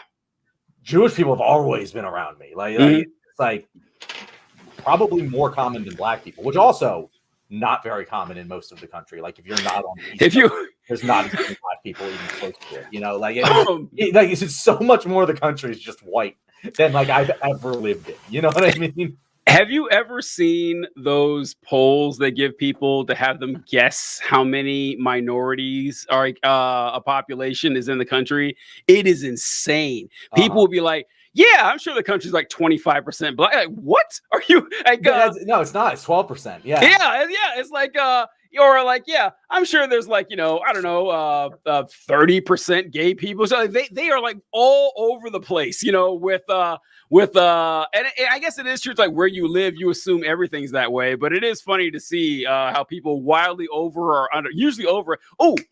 With Muslims. I remember this actually when I first ran across it, because people were guessing the country was like 10% Muslim. Are you out of your mind? Like, it's less than 1%. Like, it's not even close. Like, it is like there are like no Muslim people here. And so it is funny how people's perceptions can just be, and it's altered by media too, because back in those days, every other news story was like radical Islamic terrorism. So people thought, like they were just waiting around every corner to cause harm and shit. So yeah, it's weird. Narrator dropped a comment saying that AIPAC's leverage is mostly in primaries. Narrator, I haven't heard that. Have you heard that, DJ? I didn't know that. I mean, if you have any other context, drop it, Narrator. I mean, I don't know. Yeah, I don't know. It might be, but that is when you want to get in, honestly. That's sometimes usually that's more important than the general, honestly. Especially in like locals and stuff. Yeah.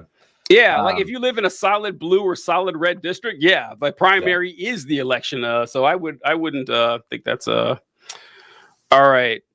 Oh man, we only got like 28 minutes left. Done pretty well. We got one more time. When we don't have the guest, it just kind of sure. It's so one less person talking. Because, it's a whole other person that is not talking. It's a whole thing. All right. So I don't know if you guys heard, but we got debates coming up between Joseph Robinette Biden and Donald John Trump. And I joke about this, about how these are going to be guaranteed hilarious debates. Just the entertainment of it is going to be fantastic. I mean, we will be, TJ, will we be live streaming the debate? Oh my God, yes, we've got to. Yeah, like it's early. I figured we were, but I realized we never discussed it. Oh, absolutely, absolutely. Look, Lincoln Douglas, they are not, but it's still going to be pretty entertaining, I think. So I remember, let's see if I can pull this up here. All right, CNN will. So the first debate, I think, is on CNN, and I think the second one is on ABC, if I remember correctly. CNN will host the first forum on June 27th. And the second one is in September 10th. That is a long distance between those two debates. The announcement came after Biden laid out his terms for debating his Republican predecessor ahead of November's election. CNN said there will be no audience at June's debate in Atlanta. which will be moderated by Jake Tapper and Dana Bash. It is scheduled unusually early for an election year. This is really true. Like, I've never seen a presidential debate happen in like the early summer or late spring. That is ridiculously early.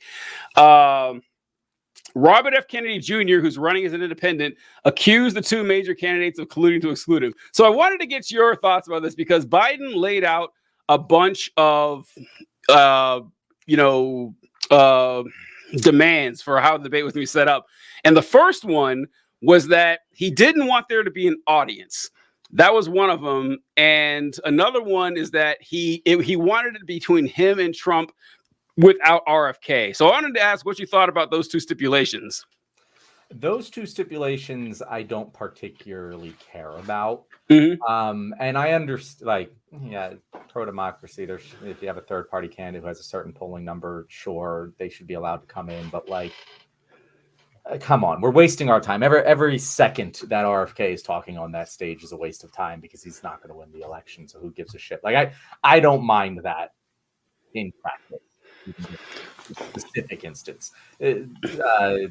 Philosophically, I'm opposed to it, but I don't think it actually fucking matters, so I'm not going to get too worried about it. And the no audience thing, I don't know why that is. I don't even have real speculation as to why that is.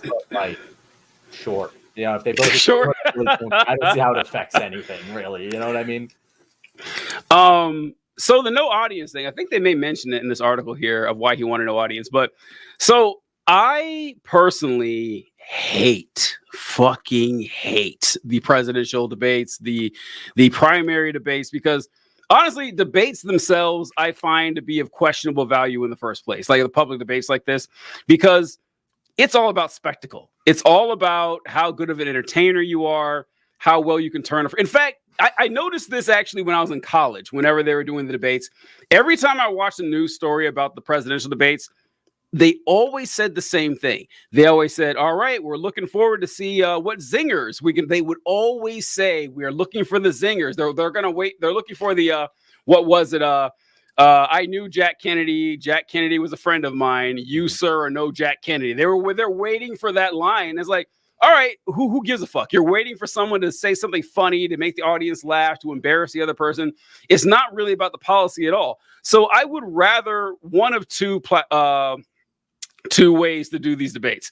One is like what they're doing now, where you just talk to each other and there's no crowd. There's no, you can't, have ringers up there cheering for everything you say and interrupting the flow of the conversation. Mm-hmm. Or two, there's no debate at all. It's an interview. Like someone sits down and goes over the policies with a candidate for 2 hours. You answer the questions, and then the other person does the same thing, and whatever, air them at different times so they can't study the other person. So I do like no audience, honestly, but I don't think it looks strong to say I don't want an audience. So I don't think it should come from the candidate, but. I'm glad there's no audience, but I think it might look weak. As far as the RFK thing, fuck him. I don't care at all. I don't care at all. He's got a worm in his brain, guys. Did we even talk about that? Did we ever talk about the fact that Robert F. Kennedy Jr. had a parasitic worm eat part of his brain and die? Insanity, man. It's just like we didn't talk about it because what else? It's an Onion article in real life. You know what? That's the same as I literally thought it was just satire. I literally thought because I thought I was like, oh, is this because it was like the first thing I saw was like a site that I didn't recognize. So I was like, oh, is this a new satire site? It's kind of funny, but kind of. Oh wait, no, it's real. That's real. Hilarious. It's real. And so I was like, okay, hold on. Did he say this? And so I'm looking through. I was waiting for find an article with him saying it.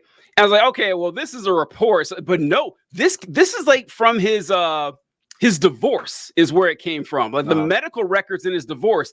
And he was saying what happened is he was starting to get these bad headaches.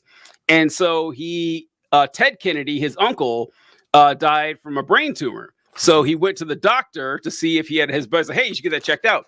So his doctor news is you don't have a brain tumor. Well, so they at first they thought it was the doctors thought it was a brain tumor too. When they saw the X-rays, they thought it was a brain tumor. Then another doctor was like, nope. He's like, actually, nope. That's not what that is. There is a worm eating your brain. So. It's that's like I mean, it's and For he the vaccines, that's what you got to worry about. It's just like he's the perfect person for this to happen to. He's because like he used to be less weird. He's always been weird, but he used to be a lot less weird. It's like this makes a lot of sense. And of like course, when a former football player starts acting crazy, and you're like, oh yeah, yeah, of course, yeah. and of course, this joke's like 2 weeks too late. Everyone's already made it, but he is continuing the proud Kennedy tradition of having a hole in your brain. So of course, I didn't even hear that joke. You're right. It's an obvious joke, but I hadn't heard it. Yeah, I mean, come on, like, it's right. Yeah, it's like he's done his family proud. Like he's finally joined the echelons of the legendary Kennedys with a hole in his brain. So yeah, but with RFK Jr., he's not going to be on the ballot in like a dozen states or something. There's no point in having him up there. I'm sorry, like there isn't. Let's go ahead. Oh, go ahead. All right. Biden proposed 2 televised debates in June and September. His rival quickly accepted before suggesting they debate every month. See, Trump is thirsty for these debates, and I don't know if we talk about how Biden is trying to appeal to the youth, and I've never seen people who are worse at TikTok than politicians. They're so bad. Like they're worse than your average like middle-aged person. They're just terrible. And Biden actually did a funny TikTok I saw today. What about the debates? And I don't know if you guys saw it, but he's looking at the camera and he says, I beat Donald Trump in 2 debates in 2020, and he hasn't debated anyone since then. I thought that was really good. I was like, oh, that's good. That's actually a good opening line. This is I didn't see this. This is a funny line right here that he's free on Wednesdays. He's free on Wednesdays? Oh, yeah, he did say that too. That's you have to give Biden is legitimately funny sometimes. Like, yeah. He is. Yeah, he's and like when Biden was young, like he got some good ones in. Like his brain just can't keep up with them. And until they put him on that weird cocktail they do for his speeches and debates, which they need to make available to all of us. Like, you know what? That's what we should do. We should like Biden. You will not get our votes until you release the Biden, formula. You want to raise funds for your campaign? Start selling the drugs that you take before your speeches. Let's see. We believe there should be more than 2 opportunities. Trump said, blah, blah, blah. Biden said Trump is free on Wednesdays. That's very funny. A reference to his criminal trial in New York, while Trump claimed his rival was the worst debater who can't put 2 sentences together. It bypasses the Presidential Debate Commission, which since 1988 has scheduled timing and already set dates and locations for the debates in autumn. I do like autumn. Autumn's a more fancy word than fall. I kind of dig that. Oh, right here. Candidates would take turns answering questions from an agreed upon moderator for a major news network, and a non-speaking candidate's microphone will be deactivated. That was one of Biden's demands that, listen, when it's your time to talk, your mic will be on. When it's the other person's time to talk, your mic will be off, which I kind of like that too. I do too. I think that's certainly better. That's reasonable. That's what's reasonable.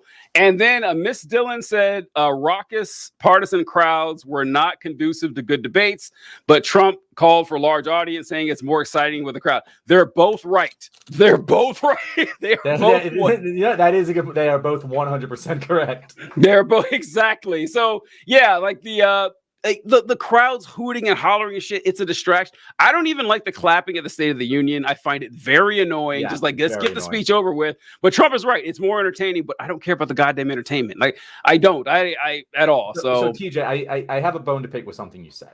Oh, sure. Because you said you don't like the debates. You don't find them particularly good. And I agree. Like they could be way better and more informative. And a sit-down interview would definitely be more productive toward getting to know what the candidates' actual positions are. That being said, the problem with that is that no one would watch that interview. I would watch it, and I wouldn't even watch it. I would just read an article about it the next day, and I wouldn't waste my time watching it, unless I was making content on it.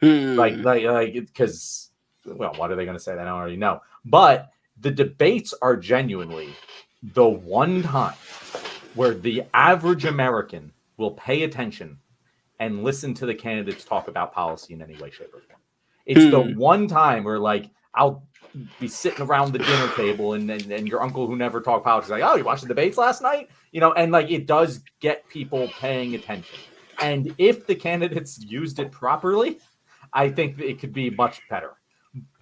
But even so, I do think is there another time where like policy actually gets discussed and by the average American? I don't think so. And so, yeah, is it far from perfect? Yeah, but it's better than anything else we got. John, I hate to say this, but you're right. You're right. You're right, man. And this is, I just committed the same error that I was telling people earlier, that you can't view the Palestine situation through your eyes. You have to do it through the eyes of the average person. And you're so right. Because there was something, I don't know if it was in this article or not. I don't think it was this one, but I was reading something about how the people who were setting up this debate on Biden's team or Trump's team or something, I think it was Biden's team, said that this is going to be great for undecided voters. And I read that, I was like, who the fuck is undecided between? And I've had this thought I hate undecided voters more than I hate like MAGA conservatives. Right. Yeah, at least the MAGA conservatives have principles or at least goals. I mean, I first started, as I've gotten older, my rage for undecided voters, it backs up further and further, because at first started bothering me as a teenager, and I would see in October, and it's like, we're here with a group of undecided voters. Like, who is undecided in October? Like, how have you not made up your mind by now? And now I see this shit and I get mad about it in May. I was like, it's like you're mad about it on November 18th that you haven't decided yet who you're gonna vote for in the next yeah, it's right, I know, right? Yeah. It's just like I cannot, as hard as I try, I guess I could try harder, but I can't put myself in the mind of someone who's like, yeah, I mean, look, both sides make really great points, and I'm going to sit down for this here debate and wait till one of them wins me over. I mean, as a fucking child, I couldn't find myself in that position. But you're right. It's a lot of people. They don't pay attention to it. And then October comes along and the debate's here. Like, this is entertainment. Oh, I hate that you're right about this, man. Like, God, it's going to give me night. I see the debates as like the one, and it is a pathway, the only pathway I feel like for a third party candidate is to get into the debates and absolutely crush them, because they like Trump, basically. Kind of, yeah, but I mean, basically that's what Trump did. Trump crushed the primary debates. Absolutely nailed them. I don't think he crushed them against Hillary. No, I meant the primary. Like, Trump was an outside guy until the debates. Exactly, because if you come in with your outsider bullshit and like just throw chaos in there to all of these prepared politicians who have these prepared statements, you're going to look likable. And if you say the real shit, and this is the thing that Trump obviously didn't do because he's just as much of a fucking crook as the rest of them, but like, if you just kind of go in there and like say the real shit, and like you can just beat them over the head with their circles that they're going to run in. Like, if you actually like had a practiced, rhetorical debater go in there, they could cut some hay. Like that it's the one viable pathway to just capture that lightning in the bottle. And that's why they don't want fucking RFK there. I mean, first of all, neither did the audio technicians that would have had to listen to it. Yeah, true. That's why they don't want RFK there, because like it gives a puncher's chance to knock one of them out, and like they don't want that chaos. They want it to and I understand that, and I'm not concerned about it in this time. But yeah, it would kind of piss me off if that happened in general. Like, it shouldn't be allowed to be. It should be run by the fucking government. The debates. It should be set up with the intention of just. And same thing with like ads. Like, I think political ads should like all have to be run by the government. Like, you can submit the things that you want to be highlighted, and that is what the political ad is. And that should be what the law is. And everyone would be happier because of it, and there'd be less political ads and less money wasted on this shit. I don't know why we do it. Like, there's these are just like small things that I feel like every American would agree with, that like we just don't do for some reason. Yeah, and political campaigns, like, there should be public financing for the shit. Like, if you get a certain number of people that sign a petition for you, you're put up by a party. You don't have to put a limit on it. Like, you can't have 90 parties being funded with campaigns and shit. But I don't know. If you get like 100,000 signatures, something like that. Yeah, fuck it. Yeah, and it would take out private interest to your campaign too. Mm-hmm. It would cut out a whole lot of that. And this is when you were talking about how the debates are like the one opportunity that a small time unknown candidate can come in, like Bernie Sanders essentially did the same thing. Yeah. Mm-hmm. you can do it in your speeches, but the debates are really where it shines because debates are they're fucking entertainment. That's what this what bothers me too, is that we treat them like they're like this classic exercise in oration and in logic. No, they are not. They are there to highlight the person who is the best demagogue. And you and I, as people who are very good at talking, can see right through it. Like, because it's no problem. You don't have to be right. You don't have to be smart. You don't have to be well read. All you have to do is be entertaining, get a zinger here and there, distract the audience, which I guess politicians do anyway. But if you're really good at it, you can just bullshit your way through. And once again, I'm describing Trump to a T. I'm describing Trump exactly. You can just spout off bullshit. And if you're entertaining enough, the people will want to see you more, even if they don't agree with you. It's kind of like on reality TV shows where the most obnoxious person on the show keeps being voted back. It's because they get the eyeballs. Like, they know you want to hate watch them. And a lot of people like hate watching Trump. It's kind of like when they would put the camera on his empty podium. So, like, this is why it bothers me, because I know it's true, but it is unfortunately one of the only ways that an unknown person can break through from, like, the stranglehold that the Democrats and the Republicans have. So yeah. I have a hard time contemplating that, because I know you're right, but it's annoying. The last thing I wanted to say about the debates is that, and it ties right into what we were saying in our previous topic about Biden's poll denial. If you are behind in, like, traditionally, like, just pure political strategy, if you're behind in the polls, you want debates. Yes. If you're ahead in the polls, you don't want debates. If you're ahead in the polls, you want to reduce variance. And so, like, but Trump wants debates. That has nothing to do with political strategy. He just likes being in front of the camera. And he genuinely believes Biden is not going to be able to perform, which is, again, and I've said this many times, one of Trump's easiest pathways to the presidency is just Biden having a senior moment. And the more debates you have, the more chances there are for Biden to have a senior moment. And yeah, Trump should want them every single week. But Biden should also want them. Yeah. Maybe not too many, because, you want to make sure those drug cocktails are still working. But like he should be wanting, it's very concerning, because there's only two ways you can read that. Either A, his campaign truly believes the polls are a lie and truly is drinking the Kool-Aid, or B, his campaign doesn't want to risk him being in front of the camera that much, which is maybe a larger concern. They also are afraid of a senior moment happening.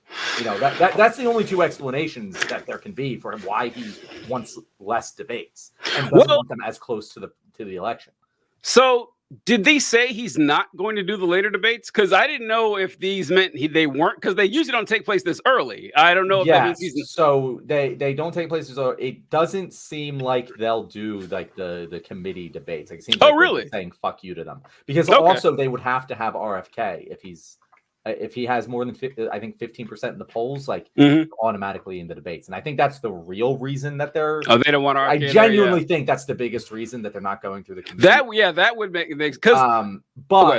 But I think that the reason that Biden doesn't want them as close to the elections is he doesn't want to risk it. So he's playing like he's ahead and he's not. So we brought this up yesterday. I don't know how afraid they really are of Biden having a senior moment in a debate, because it hasn't happened yet. If you look back at Biden's debates and his big speeches, they're fine. He does well. Yeah, he does. Yesterday we compared him to Eli Manning. Is that throughout the day-to-day life, who knows what Biden you're going to show up. You're going to have the guy talking about corn pop here and there and stuff, and wandering off. If they actually believe that, why aren't they pushing for more debates? Well, you mean Biden's team? Yeah. So, but why would you want to debate Trump every month? That's insane. I wouldn't want to do that anyway. TJ, I would want to debate Trump every goddamn week and bash him over the head with it. No, maybe I would destroy. If you had a competent fucking human debating Donald Trump in the middle of his multiple criminal investigations, and it literally, and I've said this a million times, you just walk over to Donald and go, "Hey, Donald, when you said you'd be dictator for a day, what did you mean by that?" And that's it. Just let him hang himself. and you don't have to do much. And Biden's team clearly doesn't think he can do that. And that's concerning to me. That's it reeks of cowardice to not want the debates. And like every week is obviously, but like to have less than would have been expected when you are behind in the polls, it is such a weak move. And there's a reason for the weakness, and no reason is a good one. Yeah, I think the crowd thing did display weakness. I do. Because that does play into Trump's strength, is entertaining the crowd. Like and that's at least better than Biden would. So I don't know. We'll see. Like I'm interested to see it. It will be less entertaining without the crowd, but man, with Trump and Biden there, like who knows what the hell they're going to say? I can't wait for it. It's just going to be a good time. Let's see, what do we have here? I hope the Biden-Trump debates will have so many memes, so many good things come out of it. Yeah, we are guaranteed to get at least one good meme out of these two debates. They don't want to hear boos and cheers. Trump does. Yeah, Trump definitely does. Trump did a good one with Jeb Bush. I remember that he insulted Jeb Bush in a South Carolina debate, and everyone just started booing. And Trump's like, "Oh, I see you bought all the seats here." It was a great line. Like it was a great line where he's like, "I see all your paid supporters." Donald Trump destroyed Jeb Bush. Like Jeb Bush was the heir apparent. Yep. And he just annihilated, murdered him. It was all over from there. It was all like you think it was. They would pick. It was funny because after he clowned Bush, they kept saying, well, maybe it'll be Ted Cruz. Maybe it'll be Mark Rubio. Like, listen, if he got rid of Jeb Bush, he's getting rid of the other guys. Trust me. Yeah, the other guys are just worse versions of exactly. Yeah, that's not going to happen. It was funny to watch because, look, as awful as a person Jeb Bush was and everything, he was a standard, competent, normal-ass person as a Republican. And you're like, okay, they don't want that anymore. That the Republicans are far salted the earth of where Jeb Bush used to stand. He most of the time, fucking Marco Rubio, Ted Cruz, they all ran again. Jeb Bush, he yeeted out of here. He's like, I'm done. I'm never doing this ever again. Yeah. It is I remember kind of how shocked, because I think Jeb Bush realized how quicker than most people that the times have changed. And that was when it's hard to believe, but back in 2015, Republicans were still kind of defending the Iraq war. It's weird to think about, but they were still kind of on the fence about it. And then Trump was like, the war on terror, not necessarily the Iraq war, but the whole war on terror in general. And Jeb Bush made this speech saying how George W. Bush kept this country safe and everything. And Trump stepped up and says, no, he didn't. 9/11 happened in his watch. He got us into the Iraq war, which is a disaster. And the crowd erupted, which no one expected. That was not what anyone was prepared for. So I think, and that's shortly before Jeb Bush dropped out. He's like, okay, I realized this is a different Republican Party now, and it was just a sign of what was to come. Imagine Cornel West speaking about Palestine and Biden having to respond. It's I don't. Cornel West would get obliterated. He would. I'm sorry. Cornel West stands he's not there either. Cornel West. A debate between Biden and Cornel West in the 1980s would have been fucking fire. I would have loved to watch that. But the debate between them now, it's when you watch two fighters who are in their 50s, who are we're putting on the gloves one last time. Yeah. And it's just sad to watch. That's what that would go. They would just be talking right past each other. They would not acknowledge anything each other said.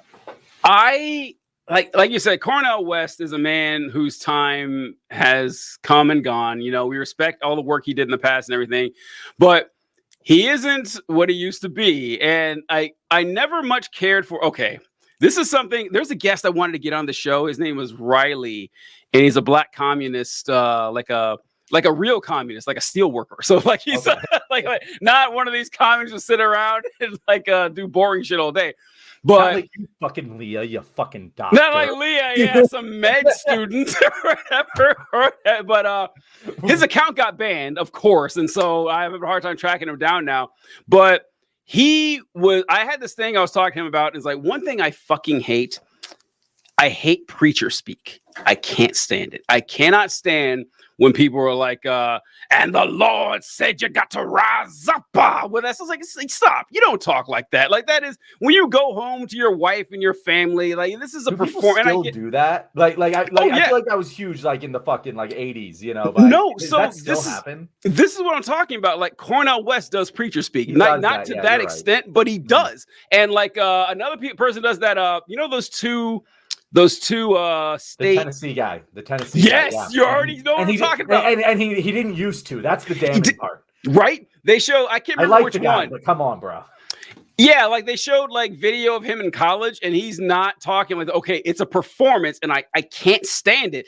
And I do get that all public speech is a performance. Like if even the way I'm talking right now, it is. But listen, I try to make this as conversational as possible. Like if you met me in real life, this is like 90% of how I would talk. Mm-hmm. So when people like put on this act, and anyway, what I was getting with Cornel West is he does the preacher speak thing, and he always calls people brother.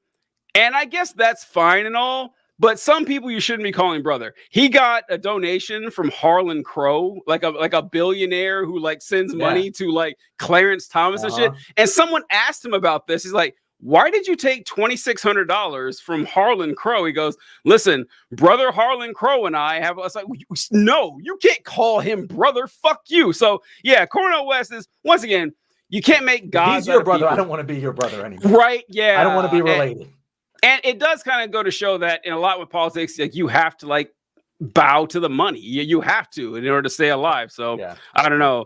Oh my God. I just got hit with a nuke. Black communist like you, but an actual worker unlike you. Holy shit. What the fuck? I got nuked from orbit from Rachel Hyatt's kid. You got no defense.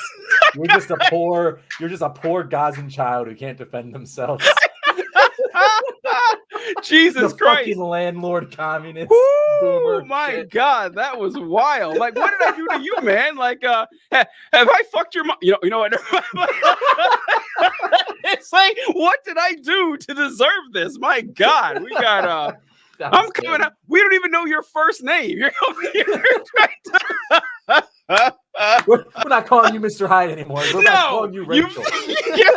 You're Rachel's kid from now on. That's what you're gonna be. Good shit. Anything else you want to wrap it with, John? It's like 9 o'clock on the dot here. That's a good thing to wrap it on. Thank you. Wait, we have to do our tag. Oh, to end the episodes? Yeah. I don't know what to do now. Like, I don't know what to do. It's just us. Like, this is weird. Like, you can find us. Look, I'm frozen. I look all goofy. Do I look frozen here? That's true. Let's just do like a call out. Like, I'll just say, hey guys, wrap it. If you like this obviously like and subscribe. We do these live, by the way. So if you and I'll say that, that way some of our other, we might boost the live and then just like, I don't know, wrap it with whatever you want. Cool. No, you're Rachel's son. You're not. No, I was gonna say. Now don't get the respect, Ben. You're Rachel's kid. Ben. I'm not even sure I believe you, honestly. Now I'm not gonna. I'll call you Ben, but I don't know if you do that. Okay, let me do this.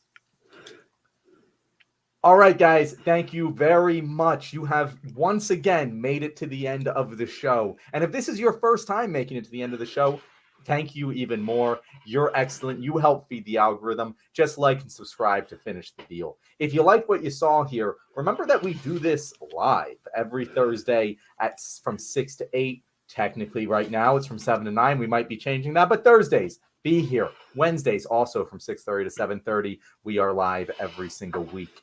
TJ, what do you have to end this with? Look, guys, we appreciate you watching, all of you. It's been really great. Be sure to check out our other videos. Whichever one you watched, I highly recommend you check out the video we did talking about Joe Biden and Donald Trump's debate, because at the end, you'll find out why I had to check myself in the hospital getting third-degree burns from Rachel's kid. So check it out. We sure love to have you there. See you next time, folks. All right, guys, we're out of here. I had the Ben Socialist. Ben the Socialist Jew? Is that you? That rhymed. I didn't mean to do that. I got to find out because I know that account, Ben the Socialist Jew. That might be who this guy is. because I saw a lot of comments from I mean, him. he did say he was Jewish, so This has got to be him. Yeah, oh my yeah. God! Well, I kind of like him. Never mind. You're back. You're back in the You're friend back in my zone. good graces. Yeah, we're all good now. We're all good. You're welcome in the treehouse again. It's all good. All right, later, folks. Bye.